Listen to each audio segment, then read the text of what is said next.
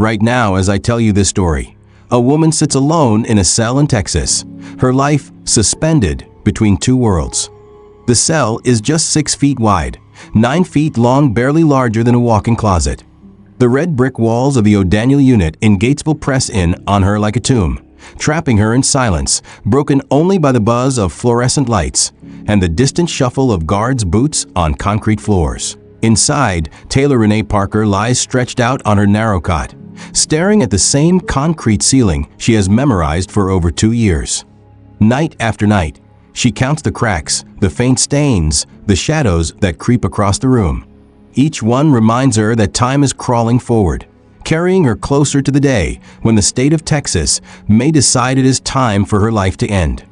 Prison psychologists say there are distinct psychological stages that death row inmates cycle through. Those who have watched Parker describe her as caught in an uneasy tension, part denial, part grim acceptance. Some days she insists on her innocence when speaking to her legal team, her voice tinged with desperate hope. On other days, the weight of her crime seems to smother her, and she retreats into silence, her shoulders slumped under an invisible burden that no one else can carry. She is only 32 years old, yet she walks and talks like someone decades older, haunted not just by what she did, but by the endless question, when? That is the cruelest part of death row. It is not simply the sentence, it is the uncertainty. Prisoners are not told when their time will come until the courts have spoken their last word. They live under a suspended axe, each sunrise both a reprieve and a countdown. Most of us have never seen what happens behind those locked gates, never understood the ritual that unfolds when the state prepares to extinguish a life. Tonight, we will step into that hidden world. I will take you inside Taylor Parker's last 24 hours, unearth the moments she will face when the appeals finally run out, when the guards come for her, when she takes the final walk. But before we can understand those final hours, we have to step back. We have to return to a small town in Texas on a morning in October 2020, when Parker made a choice so brutal and so unimaginable that it left an entire community shattered and a family destroyed. In New Boston, Texas, the day began like any other. The quiet town woke to the sounds of children getting ready for school, trucks rumbling down the road, and mothers preparing breakfast for their little ones. But in one home, a young woman named Reagan Simmons Hancock was savoring the last weeks of her pregnancy. She was just 21 years old, full of light, full of plans, and 34 weeks along with her second daughter. Reagan had her whole future ahead of her, a loving husband, a toddler who adored her, and the kind of joy that radiates from a mother awaiting her child's arrival. What Reagan did not know that morning was that her door would soon open to someone she trusted, someone she considered a friend. And that friend was not there to offer congratulations or share excitement. She came carrying a hammer and a scalpel. The brutality that followed would defy comprehension. It was an act so shocking, so savage, that even seasoned investigators struggled to describe it. It was not only a murder. It was a betrayal of friendship, a desecration of trust, and the destruction of 2 innocent lives. And it all began with a lie. The story of Taylor Parker is not just about one horrific crime. It is about deception spun so tightly, so carefully, that it consumed everything around it. A lie about pregnancy. A lie told to a boyfriend, to family, to friends, and eventually to herself. A lie that required more lies, until the walls began to close in. And when those lies faced exposure, Parker did not choose confession. She chose violence. This is not just the story of a killer. It is also the story of the woman she killed, the unborn baby who never had a chance, and the families left scarred forever. It is about the cracks in the systems meant to protect us, the failures of community, of family intervention, of mental health support. And it is about the chilling reality of what happens when desperation drives someone past the point of no return. So, let's go back to that October morning. Let us walk into Reagan's house. Let us see what happened when lies finally collided with truth in the most horrifying way imaginable. It was a Friday morning in New Boston, Texas, a town so small that most people knew each other by name.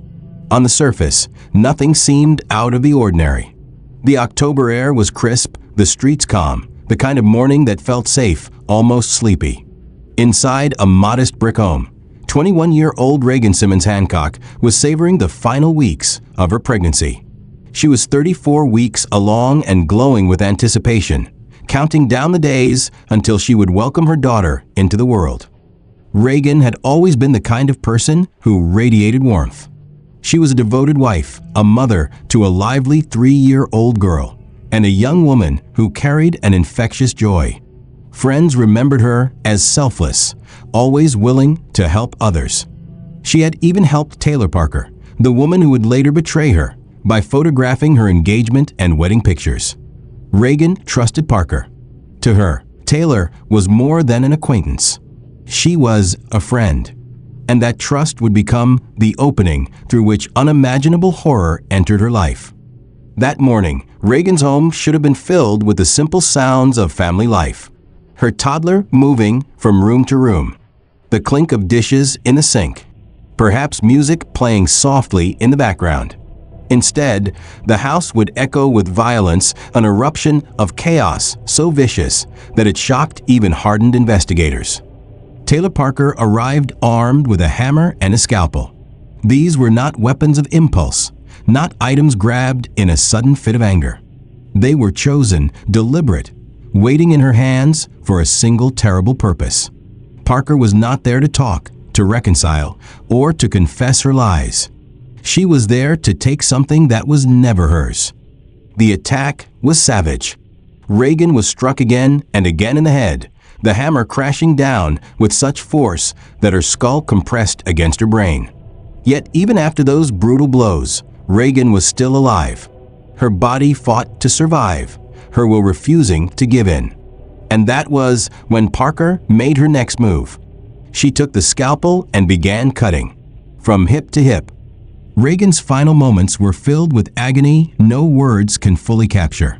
She fought with every ounce of her strength, knowing that not only her life, but her unborn child's life hung in the balance. Somewhere in the house, her 3-year-old daughter was present, too young to understand, but old enough to hear, to witness fragments of her mother's final struggle. It is a detail that haunts investigators to this day, the thought of a child wandering through her home while her mother was being slaughtered. The cruelty did not stop with the violence itself. Parker ripped Reagan's baby from her womb, desperate to keep up the lie she had been weaving for months that she was pregnant and about to give birth herself. That baby, named Braxton Sage Hancock, entered the world too soon, torn violently from safety. For a brief, fleeting moment, there was life. Medical experts later testified that the baby had a heartbeat when delivered, but Parker, utterly unprepared to care for her, sealed the infant's fate. 2 lives extinguished in one morning, and 1 child left motherless in the process. For the people of New Boston, the crime shattered the very fabric of their sense of safety. This was not a stranger breaking into a home in the middle of the night. This was a trusted friend walking through the door in daylight, bringing with her an unimaginable betrayal. Reagan's neighbors, family, and friends would later say it felt as though the ground itself had shifted, that someone so close could carry out something so monstrous. As investigators combed through the scene, they uncovered not just the horror of the act, but the chilling evidence of preparation. Taylor Parker had not simply snapped. She had been planning, calculating, rehearsing in her mind what she would do. On the very morning of the murder, she had been researching how to care for premature infants born at 35 weeks. She came equipped with the very tools necessary for the procedure she intended to carry out. This was not passion. It was precision. The timeline of that morning reads like something torn from a nightmare. A mother excited to bring life into the world met with death at the hands of someone she had once called a friend. A baby who should have been cradled in warmth and love instead entered a world of violence and neglect.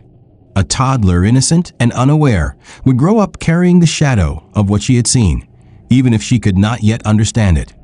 But behind every brutal crime lies a story, a reason, twisted as it may be, that drove the perpetrator to such lengths. Taylor Parker's crime was not just born in that moment of violence. It was the culmination of months of deception, lies that snowballed into a dangerous delusion. To understand why Reagan and Braxton's lives were stolen, we have to rewind even further. We have to examine the lies Parker built, one after another, until they formed a cage around her, a cage she would ultimately break out of in the most horrific way. And that web of lies, it all began with a story that Parker told about herself, a story she would do anything to protect. To understand how October 9th, 2020 became a day of horror, we need to step back into the months that led up to it. Taylor Parker's crime was not an explosion of rage. It was the endgame of a carefully constructed deception, one that she fed, nurtured, and protected until it consumed her whole life. The lie began simply enough. She told her boyfriend she was pregnant. But it did not stop there. To make the lie believable, Parker spun a performance so elaborate it fooled nearly everyone around her. She did not just say the words, she built an entire world to sustain them. She obtained fake ultrasounds, complete with convincing details. She convinced medical professionals and family members alike that she was carrying his child. She even staged an elaborate gender reveal party, inviting friends and loved ones to celebrate a baby who did not exist. Balloons were popped, cheers were shared, and Parker stood in the center, smiling as though her life were exactly what she wanted people to believe. At first glance, it seemed like happiness. A young couple preparing for the arrival of their child, surrounded by family, love, and hope. But beneath the surface, Parker's story was nothing but smoke and mirrors. Every moment of joy, every congratulatory hug, every photograph taken was built on a foundation of lies. And like any lie, it required constant maintenance. The closer she came to the supposed due date, the more dangerous her situation became. Parker had set a ticking clock for herself. With each passing day, the pressure mounted. She knew that eventually, she would have to produce a child. And when she could not, her entire world, the relationship, the trust of her family, the facade she had so carefully maintained would collapse around her. Her desperation grew. Instead of admitting the truth, she doubled down. Parker began researching in secret. Investigators later found that, on the very morning of the murder, she had searched for information about caring for premature babies delivered at 35 weeks. She was looking for instructions for guidance, as though preparing for a grotesque kind of surgery. It was evidence of intention, proof that this was not an act born of impulse. It was cold, calculated, and terrifyingly precise. And all the while, she kept up appearances. She posted on social media, spoke openly about her pregnancy, and shared updates that were not real. Friends began to whisper doubts behind closed doors. Something seemed off, but few confronted her directly. In small towns, politeness often overrides suspicion. People do not want to accuse someone they know of lying about something as sacred as pregnancy. That silence, that reluctance to ask the hard questions, gave Parker room to let her deception grow unchecked. Among those who trusted her was Reagan Simmons Hancock. Reagan had opened her heart and her home to Parker, even inviting her into intimate family moments. She let Parker take her wedding and engagement photos, a gesture of trust that only deepened the betrayal to come. Parker was not plotting against a stranger. She was carefully weaving herself into the life of someone who considered her a friend. The decision to target Reagan was not random. Parker needed a baby, one she could claim as her own. Reagan was pregnant, nearing term, and trusting enough to let Parker through the door. In Parker's twisted logic, it must have seemed like the perfect solution. She would take Reagan's baby, present it as her own, and maintain the lie a little longer. But lies like these are never sustainable. They are fragile things built on shifting sands. And Parker's lie had reached the point where it demanded blood to survive.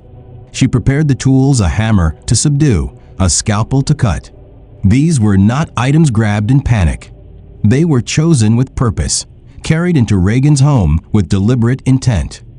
The contrast is almost unbearable to imagine. Just days before, Parker had smiled for photographs, surrounded by friends congratulating her on a baby that did not exist.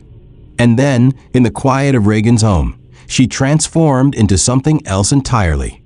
The mask of friendship slipped, revealing desperation, cruelty, and a willingness to destroy lives to protect a lie. That morning was the breaking point. The lie could no longer sustain itself without action, and the action she chose would send shockwaves far beyond New Boston. It was not only the end of Reagan and Braxton's lives. It was the beginning of a nightmare for two families and the unraveling of Parker's elaborate deception. When investigators pieced the timeline together, they saw clearly that this was not a crime of passion. It was not a sudden snap. It was months of lies, calculated research, and chilling preparation converging in one bloody act. And once Parker crossed that line, there was no going back. The community would soon learn the truth, and the justice system would take hold. In September 2022, nearly 2 years after the murder, Parker's day of reckoning would come. The courtroom would become the stage for her lies to be dissected, her actions scrutinized, and her fate decided. But before that gavel came down, the world had to hear just how deep her deception ran and how it ended in a brutality that still echoes in the hearts of those who loved Reagan. Nearly 2 years after that October morning, the lies, the brutality, and the betrayal finally met the cold, unflinching weight of justice. In September 2022, Taylor Parker walked into a courtroom in Bowie County, Texas. She was no longer the smiling woman at the center of staged baby showers and gender reveal parties. She was an accused murderer facing the death penalty for one of the most shocking crimes the community had ever witnessed. Courtrooms carry their own kind of silence. The air feels heavier, the weight of every gaze pressing down. Parker sat there in a neatly pressed jumpsuit, her hair pulled back, her expression a mask. But no mask could hide the mountain of evidence that prosecutors were about to unleash. For 3 weeks, the trial unfolded like a chilling documentary. Every lie and every violent act laid bare under fluorescent lights and the scrutiny of 12 ordinary people who would hold her fate in their hands. The prosecution's case was overwhelming. They called 142 witnesses, a staggering number, each one adding another brushstroke to a portrait of Parker's deception and violence. Friends testified about the fake ultrasounds, the elaborate gender reveal party, the way Parker had basked in the attention of her pregnancy. Medical professionals explained how Parker's story unraveled when tested against medical reality. Investigators described in painstaking detail the evidence of planning, the online searches, the tools she carried into Reagan's home, the horrific scene left behind.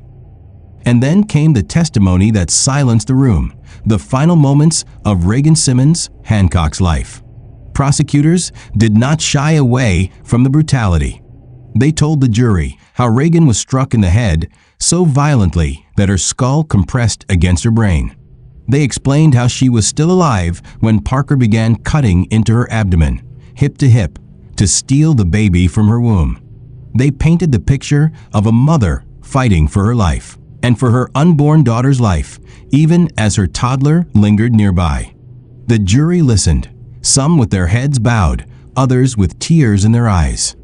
The defense tried to push back. They pointed to Parker's mental health, her history of trauma, and her untreated struggles as mitigating factors. They suggested she was not in her right mind, that desperation and psychological instability had driven her to the unthinkable. But it was an uphill battle. Against the avalanche of evidence and the brutality of the crime, their arguments seemed fragile, almost irrelevant. When it came time for deliberations, the jury did not take long. Just 1 hour, that was all it took for 6 men and 6 women to return with their verdict. Guilty. Capital murder. The courtroom fell into hushed silence as the words rang out. For Reagan's family, it was a moment of relief, but also of deep sorrow. No verdict could bring back their daughter, their sister, their friend. No conviction could erase the nightmares that haunted them. But it was, at least, accountability. Then came the sentencing phase. In Texas, the same jury that convicts also decides the punishment in capital cases. The jurors listened once more, this time to arguments about whether Parker's life should be spared or ended by the state. The defense pleaded for mercy, pointing again to Parker's troubled past, to her mental health. But the prosecution reminded them of the sheer cruelty of the act, the calculated deception, and the lives stolen. On November 9, 2022, the jury delivered its final decision. After just over an hour of deliberation, they sentenced Taylor Parker to death. Judge John Tidwell's words were stark, echoing through the courtroom like a final gavel strike against hope. Take her to death row. The sentence carried more than legal weight. It carried symbolic weight, too. In Texas, a state that has executed nearly 600 people since the death penalty was reinstated in 1976, only 6 women had ever been put to death. Taylor Parker had just joined that grim and rare category. For Reagan's family, the verdict was a moment of justice, though bittersweet. They would still wake up every day without Reagan. They would still mourn baby Braxlin, who never had a chance to live. And they would still carry the scars of trauma. But Parker would no longer be free to weave lies, to manipulate, or to destroy. She would spend the rest of her days confined behind the red brick walls of the O'Daniel unit, with death hanging over her like a storm cloud. Yet here lies one of the most haunting truths. A death sentence in Texas does not necessarily mean execution. Parker's fate is now tangled in a legal labyrinth, a system of appeals that stretches across decades, sometimes across lifetimes. She could remain in that cell for years, even decades, before the state ever carries out its verdict. And statistically, as a woman, the odds of her execution are far slimmer than they are for men. Still, that day in court marked a turning point. The lies had been exposed. The facade was gone. The woman who once smiled at baby showers was now a condemned prisoner, her name forever linked to betrayal and bloodshed. But while the jury had spoken, the story was far from over. For Parker, the next chapter would be defined not by what she did, but by what awaited her, the uniquely torturous limbo of being a woman on death row in Texas. When the words "take her to death" row left Judge John Tidwell's lips, Taylor Parker joined a hauntingly small group of women who have ever faced the ultimate punishment in Texas. For decades, Texas has been known for its active death chamber, a place where the law's harshest sentence is carried out with unsettling regularity. Since 1976, the state has executed nearly 600 people. But out of that staggering number, only 6 have been women. 6. Just 1% of all executions. Their names are carved into a grim ledger. Carla Faye Tucker, 1998, who became the first woman executed in Texas since the Civil War era. Betty Lou Beets, 2000, convicted for the murder of her husband. Frances Newton, 2005, put to death for killing her husband and children. Kimberly McCarthy, 2013, executed for murdering her neighbor. Suzanne Basso, 2014, condemned for the torture and killing of a mentally impaired man. Lisa Coleman, 2014, executed for the starvation death of a 9-year-old boy. Since Lisa Coleman's death more than a decade ago, no woman has been executed in Texas. The machinery of the death penalty still runs, but women are rarely strapped to the gurney in Huntsville. Society, for reasons both legal and cultural, tends to treat condemned women differently. And now Taylor Parker waits within that rare and unsettling statistic. But what does it really mean to be sentenced to death in Texas? The public often imagines a swift march from courtroom to chamber. But the reality is far more complex, far more drawn out. The appeals process in Texas is a labyrinth, designed to ensure every stone is turned before a life is taken. For Parker, this process has already begun. The first stage is the automatic direct appeal to the Texas Court of Criminal Appeals. This stage does not ask whether she is guilty or innocent. It only examines whether legal errors were made during her trial. Were the jury instructions proper? Was evidence admitted correctly? Were there procedural missteps that might have violated her rights? If she loses here, she can attempt to take her case to the U.S. Supreme Court. But the odds are slim, only a tiny fraction of cases are ever heard. If the direct appeal fails, Parker moves into state habeas corpus proceedings. Here, her lawyers can raise new issues that were not part of the trial claims, like ineffective assistance of counsel, prosecutorial misconduct, or the suppression of evidence. If those fail, the case moves into the federal system, starting with U.S.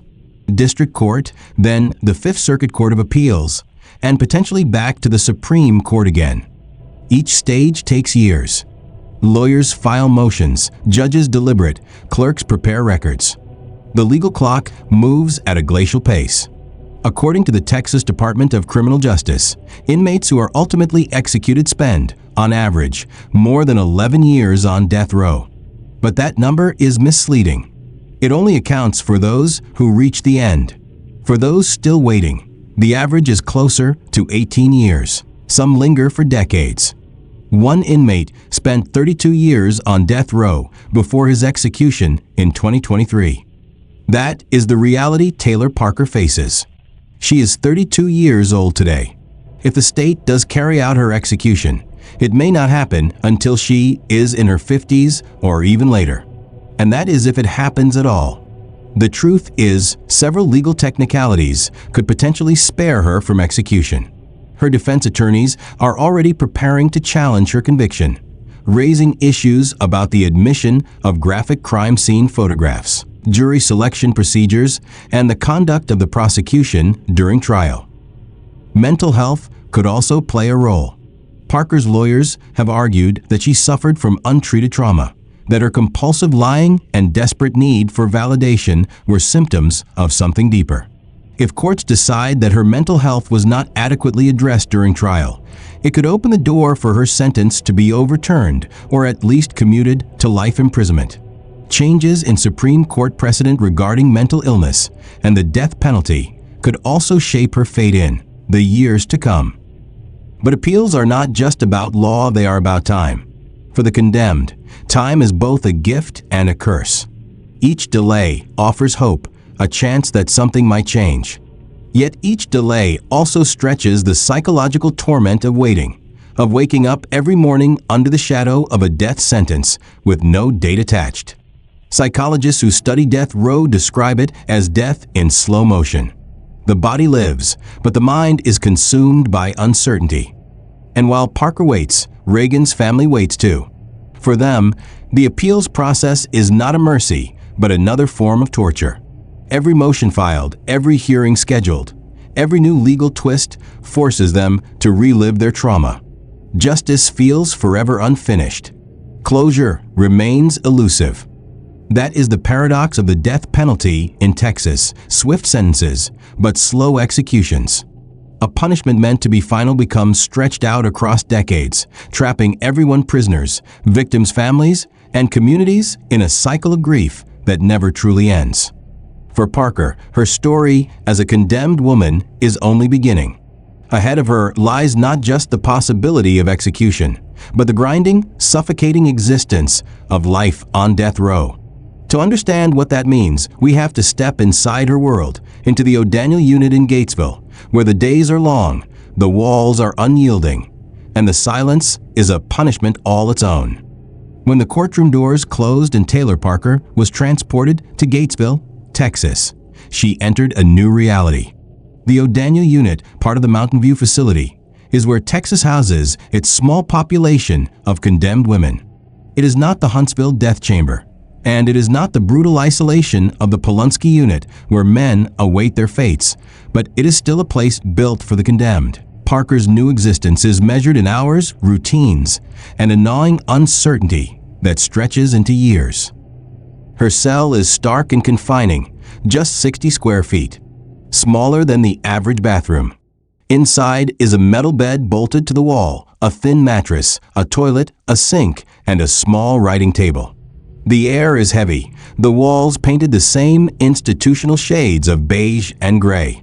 There are no personal touches here, no softness, nothing that suggests comfort.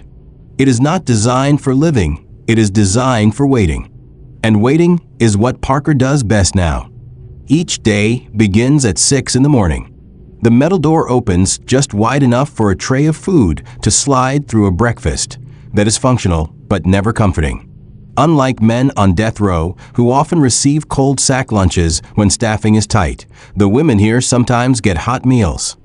It is a small distinction, almost meaningless, but it underscores the strange disparities between the two worlds. The O'Daniel unit offers what some call relative privilege compared to Polunsky. But when your life is confined to 60 square feet, privilege is a cruel word. If staffing allows, Parker gets 1 hour of recreation. The yard is a long, narrow strip of concrete 50 yards by 10 with a few basketball hoops, a single tree, and a lonely bench. It is not freedom. It is a different kind of cage, open to the sky, but fenced and monitored. She walks in circles, sometimes bouncing a basketball against the cracked pavement. Always alone. Always watched. Back in her cell, Parker's world shrinks again. A television sits outside her door, positioned so inmates can watch from inside. But she does not control what plays. Guards decide the programming. Some days it is daytime talk shows, others it is the evening news. It flickers in and out of her awareness, more a reminder of the world outside than a form of entertainment. Human contact is rare, carefully rationed. Parker is allowed just 4 phone calls a year, 5 minutes each. Conversations are monitored, stripped of privacy. Visits, when approved, take place behind glass partitions. She can press her hand against the glass as her family presses theirs on the other side, but they cannot touch. Attorneys come and go, speaking about appeals and paperwork, but they are not family. They are business. Compared to men on death row, Parker's environment might seem more humane. At Polunsky, male inmates live in near total isolation. They eat every meal in their cells, exercise alone in cages often caked with bird droppings, and never interact with other prisoners. O'Daniel is different. Women there can sometimes work 4-hour shifts, small jobs that break up the monotony. They can spend limited time in a common area, where television is communal and programming must be agreed upon, sometimes sparking small arguments over what to watch. They can even attend religious services together, sit in the same room for Bible study, or browse the modest prison library. But make no mistake, even with these allowances, the psychological toll is immense. Parker spends at least 22 hours a day locked in her cell. Psychologists describe prolonged solitary confinement as one of the most damaging experiences a human can endure. Anxiety blooms like mold in the corners of the mind. Depression drags every thought into darkness. Some inmates hallucinate, hearing voices whispering in the silence. Others grow paranoid, convinced the guards are plotting against them. Many begin talking to themselves, their conversations echoing against concrete walls. For Parker, the psychological torment is sharpened by her own crime. Most death row inmates cling to their innocence, using denial as a shield. But Parker was caught in the act, literally holding the stolen baby, when police found her. Her lies were exposed in detail, documented in a courtroom. She cannot easily retreat into the comfort of denial. Instead, she faces the suffocating truth of her betrayal. She killed a woman who considered her a friend. She took a baby who never had a chance. Those facts hover above her cot every night, waiting in the shadows when the lights go out. Experts compare the death row journey to Elizabeth Kubler-Ross's 5 stages of grief: denial, anger, bargaining, depression, acceptance. Parker has shown glimpses of them all. At times, she insists on her innocence to her lawyers, clinging to a thread of hope that an appeal will save her. Other days, her silence betrays a heavier truth that she knows what she did, and she knows what is coming. Anger surfaces in outbursts, often directed at the system, at the lawyers who represent her, at fate itself. Depression drapes over her like a heavy blanket. Acceptance flickers in and out, never steady, always fragile. The cruelest part is that she does not know when acceptance will be required. Unlike the terminally ill, who are given months or weeks, death row inmates exist in a state of suspended animation. They know death will come, but they do not know when. Each day could be the one, or none of them could. The appeals process might stretch for 30 years. For Parker, that uncertainty is its own form of punishment. Yet the torment is not hers alone. Reagan's family endures their own death row, a psychological sentence awaiting. Each appeal drags them back into courtrooms, forcing them to relive the worst day of their lives. Closure is always promised, but never delivered. Justice feels frozen in slow motion. For them, Parker's wait is not a reprieve, but a reminder that their daughter's story is not finished, that their baby granddaughter's life is still entangled in paperwork and legal arguments. In the O'Daniel unit, time moves differently. Days bleed into weeks, weeks into years. The calendar is marked not by birthdays or holidays, but by appeal filings and hearing dates. Parker's world has narrowed to a corridor of red brick walls, the faces of guards, the occasional phone call, and the weight of her own thoughts. And yet, beyond those walls, a different countdown continues. Someday, maybe years from now, maybe decades, the appeals will run out. The phone will ring, the paperwork will be signed, and Taylor Parker will face her final day. What does that day look like? How does Texas take someone from a cell in Gatesville to a death chamber in Huntsville? The answer is as chilling as it is methodical. When the appeals have been exhausted and the last door slams shut on hope, Taylor Parker will face the most carefully scripted day of her life, the day of her execution. Texas does not improvise when it comes to death. The process is rigid, methodical, carried out with bureaucratic precision. To the state, it is procedure. To Parker, it will be the slow, relentless march toward an irreversible end. The morning begins at 6:00 a.m. There is no special treatment, no breakfast of her choosing. Unlike the decades-old tradition once allowed in Texas, Parker won't be offered a last meal. That privilege was abolished in 2011 after one condemned man ordered a feast fit for a king and then refused to touch it. Now, the condemned eat the same thing as the general prison population. So whatever is on the tray that morning, powdered eggs, toast, maybe watery grits, that is what Parker will swallow, if she swallows anything at all. Many inmates barely eat that day, their stomachs clenched tight with dread. By 8:00 a.m., she will be told that all last-minute appeals have been denied. This moment cuts sharper than the bars themselves. It is the point of no return, the acknowledgement that the machine of the state has been set in motion and there will be no stopping it. At 10:00 a.m., visitation begins. Approved family members and her attorney will be allowed through security, stripped of personal belongings, and guided down corridors to the small visiting room near the execution chamber. There, through reinforced glass, Parker will see them for the last time. They will speak through phones, separated by walls thicker than trust. The visits are often described by witnesses as surreal, trying to fit a lifetime's worth of goodbyes into a few short hours. Tears flow, words stumble, silences stretch heavy with things left unsaid. Some inmates refuse these visits altogether, unwilling to watch their loved ones break. Whether Parker chooses to say goodbye or remain alone, the effect is the same. The world she once belonged to will vanish forever at 2:00 p.m. when visitation ends. The rest of the day moves on like clockwork. By noon, any clemency appeals to the governor must be finalized. Almost none succeed.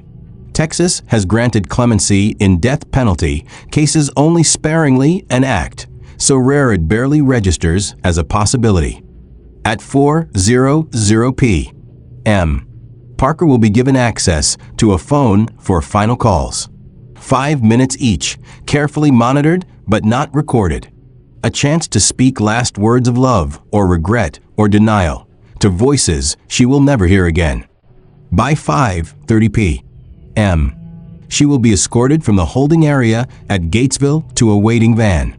The journey to Huntsville, the site of Texas's execution chamber, is shrouded in secrecy.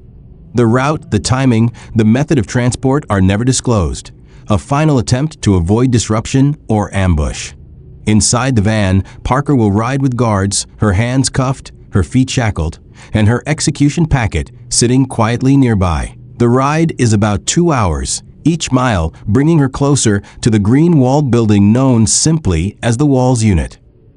Upon arrival, she will be fingerprinted, strip-searched, and issued a clean set of prison clothing. Her hair will be combed, her body checked, her hands and arms prepared for the 4 lines that will soon pierce them. She will be placed in a holding cell just 30 feet from the chamber, close enough that she could hear the preparations. There, the prison chaplain may sit with her, offering comfort or prayer. Whether she accepts it or not, the chaplain will remain nearby until the final steps. At around 6:00 p.m., the ritual begins. Guards will open her cell door and escort her down a short hallway into the execution chamber. Witnesses say it is one of the longest walks imaginable, though it spans only a few feet. She will be asked to lie on a padded table, her arms stretched wide on supports. Straps will secure her ankles, her wrists, her chest. A team trained in this process will insert IVs into both arms, though only one will carry the drug. The other is a backup in case veins collapse under the pressure of fear and time. On the other side of thick glass, 2 groups will gather. In one room, members of Reagan Simmons Hancock's family will watch. In the other, Parker's family, if they choose to come. Each group will see her face, her body strapped down, as the final moments unfold. Before the injection, Parker will be given the chance to speak her last words. She may read from a prepared statement, speak extemporaneously, or remain silent. Every word will be recorded, transcribed, and preserved forever in official records. Some condemned choose to apologize, others proclaim innocence, and some lash out with defiance. What Parker chooses to say or not say will echo in Reagan's family's memory long after the injection is given. When the warden signals, the executioner hidden behind a wall will release the lethal drug. In Texas, it is pentobarbital, a powerful barbiturate. Within seconds, Parker will lose consciousness. Her chest will rise and fall a few times, then still. Death usually takes about 10 minutes, but to the families watching, it feels like an eternity. A physician will step forward, check for a pulse, and at around 6:20 p.m., declare her dead. The entire procedure, from the moment she enters the chamber to the time of death, lasts about 20 minutes. But the weight of it, the trauma, the grief, the memories lasts forever for those who must walk out of that room carrying the knowledge of what they saw. For Reagan's family, those moments will not bring their loved one back. For Parker's family, it will be the final loss of a daughter, a mother, a relative they once knew before the lies consumed her. 2 families shattered, 2 legacies forever marked by violence. Yet Parker's execution, should it happen, will not be the end of her story. Because what lingers are the questions, the lessons, the failures, the warnings that her case forces us all to confront. When the echo of the execution chamber fades, when the official paperwork is filed and the prison gates close behind the grieving families, the story of Taylor Parker does not simply end. Her case lingers, not only as a chilling chapter in Texas criminal history, but as a mirror reflecting uncomfortable truths about deception, desperation, and the hidden fractures in our society. What makes Parker's crime so haunting is not just its brutality, it is the slow and deliberate way it unfolded. She did not kill in a moment of rage. She planned. She researched. She staged fake ultrasounds and orchestrated a gender reveal party where friends cheered for a child who never existed. She lied with a smile, weaving herself deeper and deeper into a false reality until there was no way out. And when the moment of exposure approached, she made the most horrifying choice imaginable: to take another woman's child by force. Experts have since pointed out the warning signs. Parker displayed classic patterns of compulsive lying. She created elaborate fictions around major life events, documenting her pregnancy journey with false details, going to extraordinary lengths to maintain her charade. Friends and family had doubts, but those doubts were swallowed by politeness and silence. Few dared confront her directly, and in that silence, Parker's delusion grew, unchecked. The lesson is stark. When someone builds a world of lies around themselves, especially about something as life-changing as pregnancy, it is not an act to be dismissed as harmless.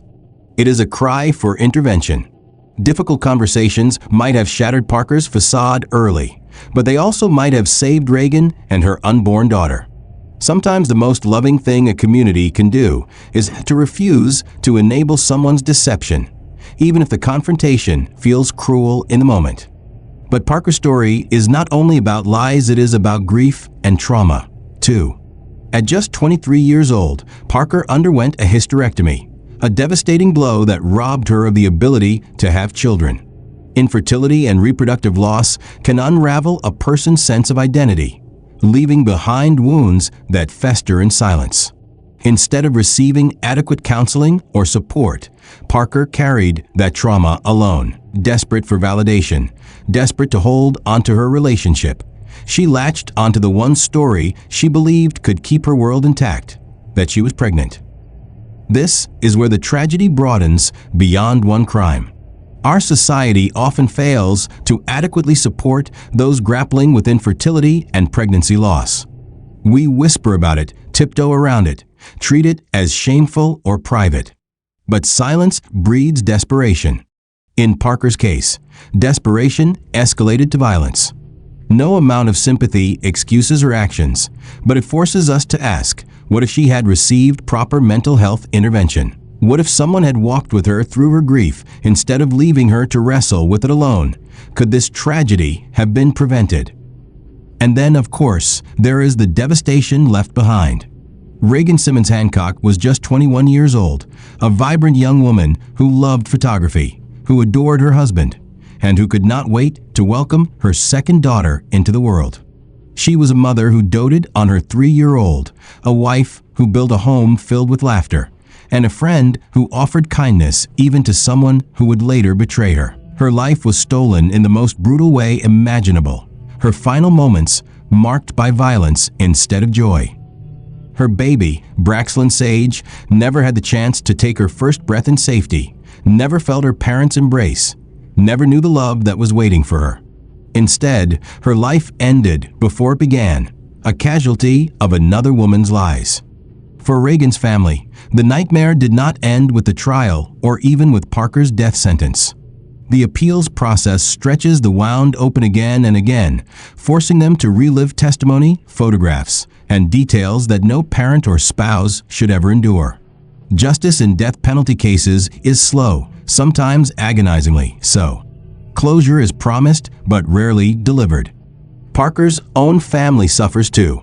Her children, innocent of her crimes, must live with the knowledge that their mother sits on death row for an act that horrified the world. They did not choose this legacy, but it is theirs to carry. Her parents, too, must face the devastating duality. Their daughter is both the woman they raised and the killer who destroyed another family. In tragedies like this, pain spreads outward in ripples, touching everyone connected, sometimes for generations. And so we are left with questions. What is the purpose of the death penalty? Is it justice? Is it vengeance? Is it closure? Should Parker's sentence stand? Or would life imprisonment serve justice just as well? Does her mental state, her trauma, excuse anything, or does it simply explain it? These questions have no easy answers. They are the same questions we return to every time the state prepares to take a life, and they remain unresolved. But one truth is certain: we must not allow Taylor Parker's name to overshadow those of her victims. Reagan Simmons Hancock was more than a headline, more than a victim. She was a young woman with dreams, a family, and a future. She laughed, she loved, she created memories through her photography. She deserved to watch her daughters grow up. And Braxlyn Sage, whose heartbeat flickered briefly in this world, deserved the chance to live. As of 2025, Taylor Parker remains on death row, her appeals just beginning. She has admitted responsibility for her crimes, telling reporters she does not want freedom, that she does not deserve it after taking away what she can never give back. Perhaps that is the closest she will ever come to acceptance. Perhaps not. But her fate, whether execution or decades of waiting, should not eclipse the legacy of those she destroyed. When we speak their names, Reagan and Braxton, we remember that this story is not about the woman who killed, but about the lives that were lost. They are the ones who should endure in memory, not the lies, not the deception, not the violence. And maybe, just maybe, their story can serve as a warning. A warning about the dangers of silence, about the necessity of intervention, about the need to confront uncomfortable truths before they spiral into disaster. If we can learn from their tragedy, if we can create systems of support and the courage to speak when we see danger, then perhaps their loss will not have been entirely in vain. In the end, justice will come in its own time, in its own way. But memory that is ours to carry. Reagan Simmons Hancock and her daughter, Braxton Sage, deserve to be remembered for who they were, not just for how they were lost.